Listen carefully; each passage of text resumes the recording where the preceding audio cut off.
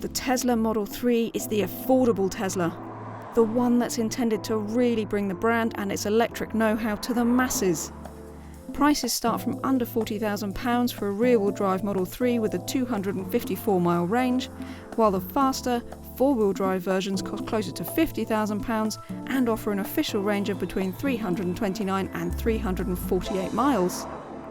I know, that does not sound terribly affordable to a lot of us, but how many premium executive saloons do you see on the roads?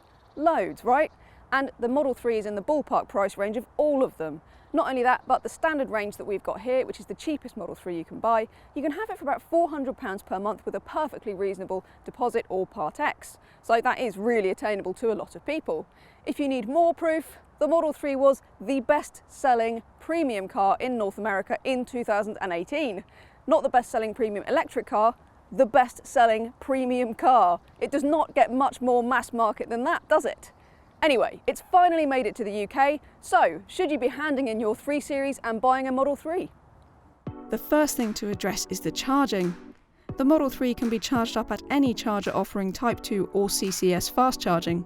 Plug the standard range into a 7 kilowatt charger that most owners will have installed at home, and you'll get a full charge in under 9 hours at a cost of around £8.40 on a standard domestic electricity tariff. Or using off-peak charging rates could halve that cost. A CCS 50 kilowatt fast charger of the type commonly found on UK motorways will add 100 miles of range in around 30 minutes. But the Tesla has a huge advantage over other electric cars in that it has access to the Tesla Supercharging network. This is a well-established network of rapid chargers that are exclusively open to Teslas, and which will deliver 170 miles of range in 30 minutes. On top of that, the Model 3 can make use of new rapid chargers such as the Ionity network. Find one of these super rapid hubs and the Model 3 can charge at speeds of up to 200 kilowatts, which means an extra 100 miles of range in just 10 minutes.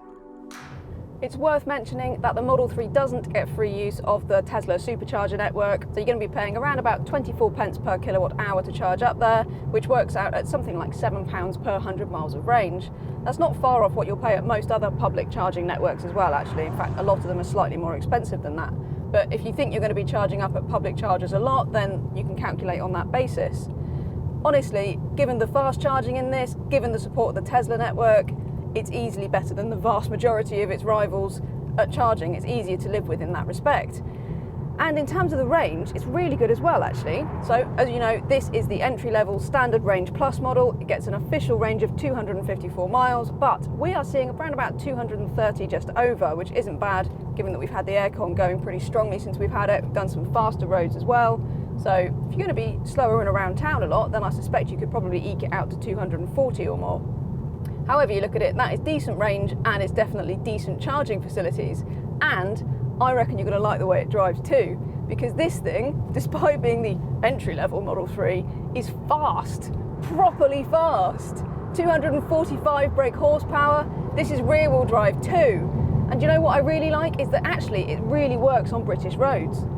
Although that power output's not huge, because this is a little rear-wheel drive car and there isn't too much power, actually you can really use it. And it feels like you're using a lot of the car's potential, and it's potential that's worth using. So you can really chuck this thing about and it feels actually reasonably light-footed. You can turn it in and it sort of has a really cheeky sort of way it tucks into corners. It's really nice and it's really fun and it's very friendly as well. There's nothing sort of particularly leery about it. It's got loads of grip, and if you do push it a bit too much then it just understeers. So it's not playful or as involving as a 3 Series or even a sort of Jag XF, something like that, but it's really nice and it's really, really lovely on British roads. And on top of that, it's really good just for cruising about, down the motorway, around town. And the ride on it's really good as well. So you do get a little bit firm kind of ride over certain surfaces, but most of the time it's very well settled. And I really like that about it. The whole car just feels very, very well suited to what it's going to be used for UK roads, and that's absolutely perfect. There are a few drive modes that you can choose from, so you've got 3 different steering setups. I quite like standard, it seems to do everything you want it to do. There are a couple of regenerative braking levels. Now actually, if you have it in low, there's not much regenerative braking at all. So in fact it feels much like the same sort of engine braking you get on a normal petrol or diesel car. I quite like it on the slightly higher setting, but I'm quite used to driving electric cars, and I like the fact that around town that virtually means you can drive it on one pedal quite a lot, so that's quite good. However you look at it, all of the modes are quite easy to understand, and however you set it up, the Model 3 is an easy car to drive. As you'd expect of Tesla, you do get loads of driver aids, including forward emergency assist that can sense a pedestrian or a car. You get adaptive cruise control, lane keep assist that will actually steer to keep you in the lane, all of that stuff. But you do not get the fully semi-autonomous driving mode that the company is famous for. For that, you actually have to pay £5,800. The car will change lane itself, it will even leave a slip road on its own, and Tesla reckons it will even drive you around the town soon enough when software upgrades are available anyway. So that'll be interesting to see how that works. Anyway, you have to pay for that option up front when you order the car. You can't retrofit it. Another interesting option that you can actually add is a tow bar, because the Model 3 is rated to tow up to 910 kilos. So that's quite an interesting addition too. Other than that, honestly, there's very little to criticise about this car. It really is very sweet to drive, and I really, really like it. If I'm looking for things, I have to say the speedo being in the top right-hand corner of that screen, it's all right, but a head-up display would be a really, really good thing. I think it should absolutely be standard on this car with the layout as it is with the speedo right there. And also, it feels like this car should have a head-up display anyway, being this high-tech. Another thing, the steering wheel, it's fat and it's ugly and plasticky looking, and I don't like it, and I don't understand why we can't have a nicer steering wheel. So yes, better steering wheel please, Tesla. But other than that, good job. The smug factor of a Model 3 starts before you even get in it, because it doesn't even have a normal key. It's got this very cool key card, and you just walk up to the car, tap it on the side, and there you have it. Not only that, but even more convenient is that you can make your phone the key. And you do that just by going to the Tesla app, which is actually one of the best apps for an electric car, definitely. And it's got an option for phone key. So you hit that, set up your phone as a key, start, success. My phone is now the key to this car. How easy is that, and how cool is that? That's not the only thing with the app either, of course. So you can preset the car to heat up or cool down for when you want to set off. You can see how much range you've got left. You can control the charging. You can lock it, unlock it, open the boot, anything really. It's all really good and really useful stuff. And it only adds to the sense that this is about as high-tech as a car gets. The interior of the Model 3 is a real improvement for Tesla. In the S and the X, the interior quality can be a bit of a letdown, but while the 3 lacks something of the wow factor of those bigger models, the simplicity of its design is really part of its appeal. The materials feel good, and the whole thing feels very classy in a boardroom chic kind of way. This single hidden vent all the way across the dash, for instance, is an absolutely genius touch, and it's partly why this interior is so minimalist. I mean, there is nothing in here apart from this screen. Everything is controlled through here, including that vent. So as you can see here, you just press the button down there and control it on the screen, and that takes some getting used to, but is actually very cool and gives you really good control of where the air goes. Even the steering wheel movement, to move the steering wheel up and down, you do that through the screen, and the scroll wheel on the wheel becomes how you move it. You even adjust the wing mirrors like that too. So everything is done through this screen. And honestly, anybody who's not driven a Tesla or even an electric car before might find that really odd to start with.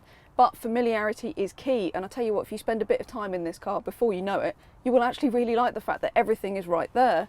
Maybe I'd like some normal aircon buttons, I have to say, but apart from that, I really find it all very intuitive. The sat-nav is easy to use. You don't get the satellite view on the nav that you do on higher end models, it has to be said. But other than that, I don't think you really miss anything. Honestly, you get heated, electrically adjustable seats, you get this glass roof as standard, you get pretty much everything you could want, LED lights. It really is very well equipped for the money. You even get, of course, 4 USB inputs down here, so you can plug your phone in very easily. You don't get Apple CarPlay or Android Auto, which I know annoys some people, kind of annoys me, but the Tesla interface for smartphone integration is actually pretty good. Overall, I actually think you're getting everything that you could possibly want for a car of this value, and I think the interior of the Model 3, despite the lack of a head-up display and a really weird, ugly steering wheel, is actually one of its real strong points. The rear seats could be slightly restrictive and claustrophobic feeling for some, despite that extended glass roof. Certainly, there's a bit more room in something like a BMW 3 Series. For all that, 2 average-sized adults should be comfortable in the Model 3, and the dual storage spaces make it easy to store all of your gubbins very easily. There's also underfloor storage in the boot that's ideal for keeping the cables out of the way. I'll get straight to the point. The Model 3 could do with a head-up display, it could do with a nicer steering wheel, could even actually handle a little bit better, I reckon. But I'm actually fishing for things to criticise because this is a truly great car. And actually, I remember describing the Model S when it was launched as a bit of a footprint on the moon moment. And the Model 3 is no less significant in all the ways that matter because, well, do you remember when Mondeo Man was a thing and then quite a few years back, 3 Series Man took over? Well, I don't think it's going to be very long before Model 3 Man is the new thing. Head to Driving Electric for loads more electric car reviews, features and advice. Don't forget to subscribe to our YouTube channel and check us out on Facebook, Instagram and Twitter.